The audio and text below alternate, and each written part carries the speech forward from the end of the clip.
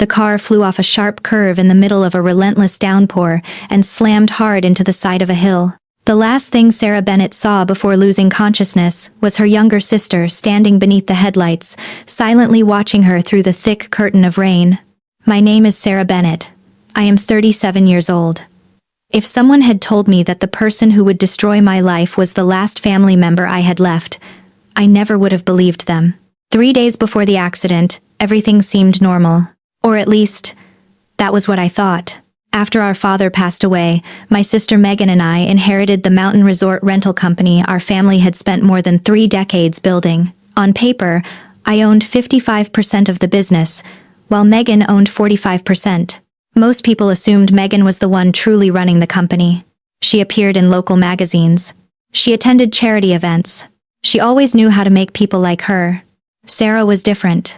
She spent most of her time in the office, handling contracts, managing employees, and dealing with the problems nobody else wanted to touch. To many people, Sarah seemed cold and overly serious. But she was the one keeping the entire business running.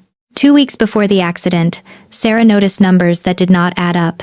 At first, it was only a few unusual maintenance invoices. Then came a series of strange payments buried inside financial reports. The more she investigated, the more she realized something was terribly wrong. A large amount of money had disappeared from the company, and every trail pointed in the same direction. That afternoon, Sarah walked out of a law office, carrying a leather briefcase filled with documents. Those documents had the power to change everything. If her suspicions were correct, an internal investigation would begin the following week. As Sarah was about to get into her car, Megan suddenly called out to her. The irritation she had shown for weeks was gone. The constant arguments had disappeared. Megan smiled. A smile that almost made Sarah forget everything. She suggested that the two of them attend a charity fundraiser in the mountains that evening. Megan said it had been far too long since they had talked like family. Sarah hesitated.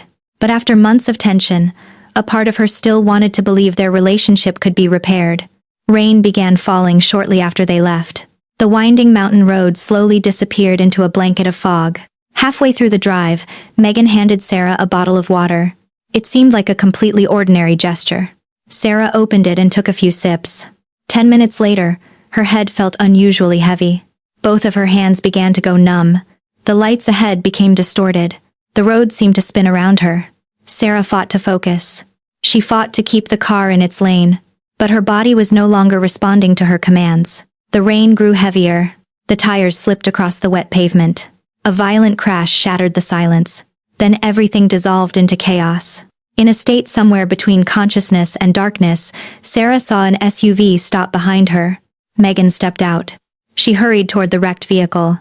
Sarah wanted to call her sister's name. She wanted to beg for help, but her lips would not move. Megan knelt down. Not to help. Not to call emergency services. She removed the leather briefcase from the passenger seat. Then she took Sarah's phone.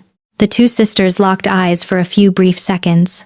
Sarah would never forget that look. There was no panic, no fear, only cold calculation. Then Megan turned and walked away. The SUV door slammed shut. The vehicle slowly pulled back onto the road and disappeared into the rainy night. Sarah remained on the side of the highway, alone, surrounded by darkness and cold, completely unaware that her real nightmare had only just begun. Sarah woke up in the hospital on the 3rd morning after the accident. Everything hurt. Every breath felt as though someone was tightening a steel band around her chest. Her left shoulder was immobilized in a brace. Dark bruises covered her arms. But what troubled Sarah most was not the pain. It was the feeling that something important was being hidden from her. That afternoon, a doctor entered her room accompanied by 2 investigators. He explained that blood tests had revealed the presence of a powerful sedative in her system. It was not a prescription medication. It was not the kind of substance that could accidentally end up in food or water.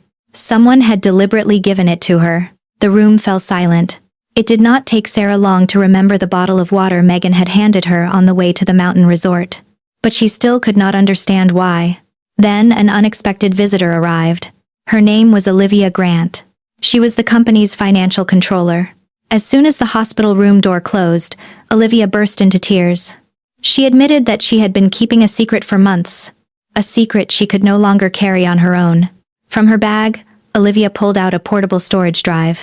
Inside were hundreds of accounting files, invoices, contracts, wire transfers. Every single one pointed to the same name, Megan Bennett. Sarah sat frozen in disbelief. Olivia explained that for nearly a year, numerous contractors and maintenance companies had appeared in the company records. On paper, everything looked legitimate.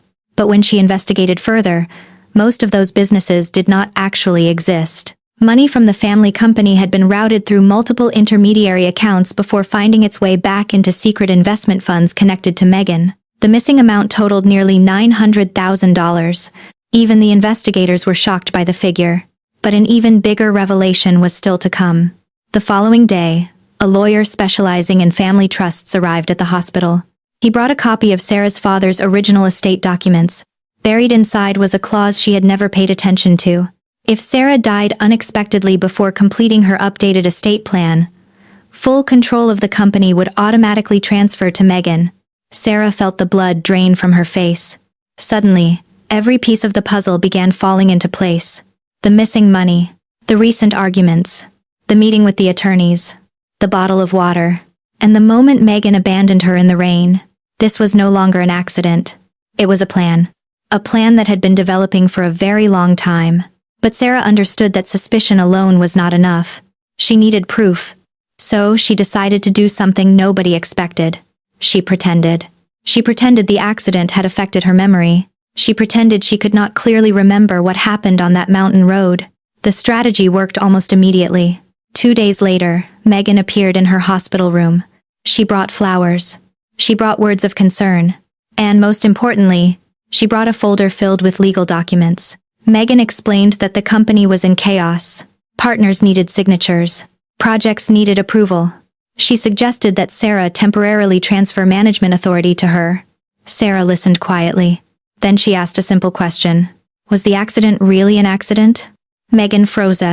Only for a brief moment. But it was long enough for Sarah to see panic flash across her sister's eyes. Then Megan smiled. A forced smile.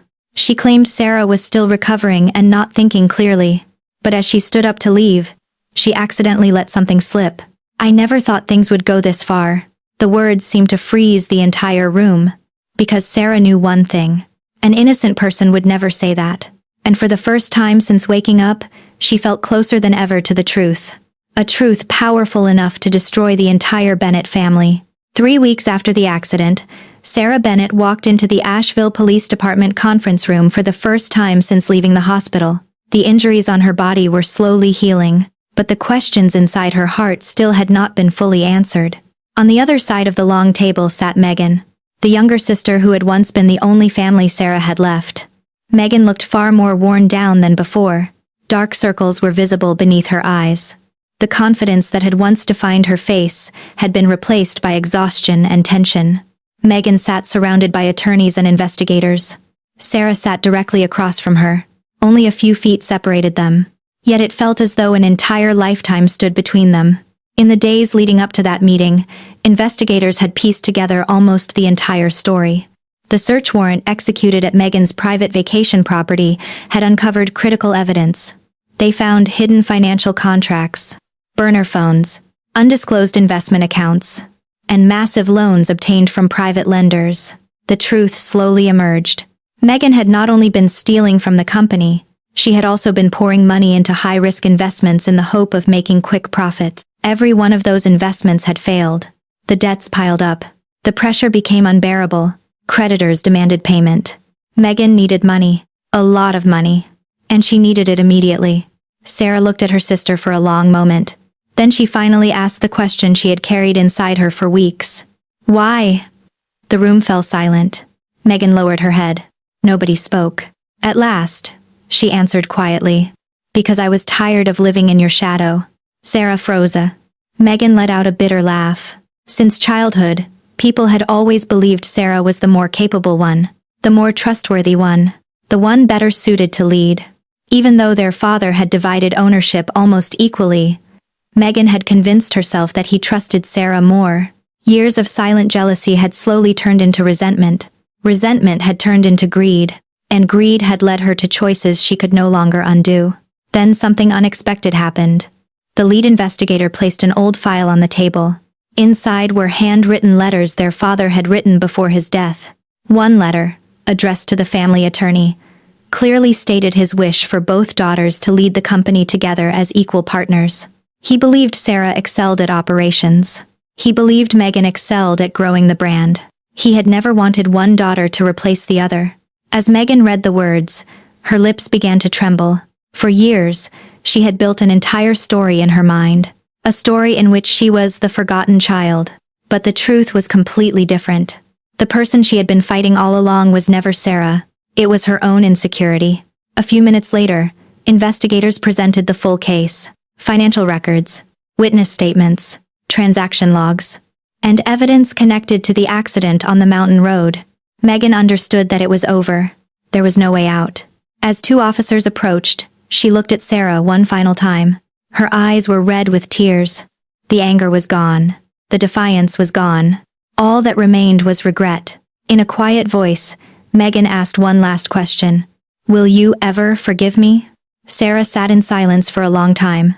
Then she answered softly, "Some wounds heal, but some betrayals stay with us forever." Megan was escorted out of the room. The door closed behind her, and everything ended in silence. 1 year later, the Bennett family company was still standing. The employees had kept their jobs. Most of the missing money had been recovered. Sarah established a scholarship fund in her father's name to support young business students in the local community. Life eventually moved forward. But whenever heavy rain falls across the roads winding through the Blue Ridge Mountains, Sarah still remembers that night. The night she realized that the most painful part was never the accident itself. It was knowing that the person she trusted most chose to walk away when she needed them the most.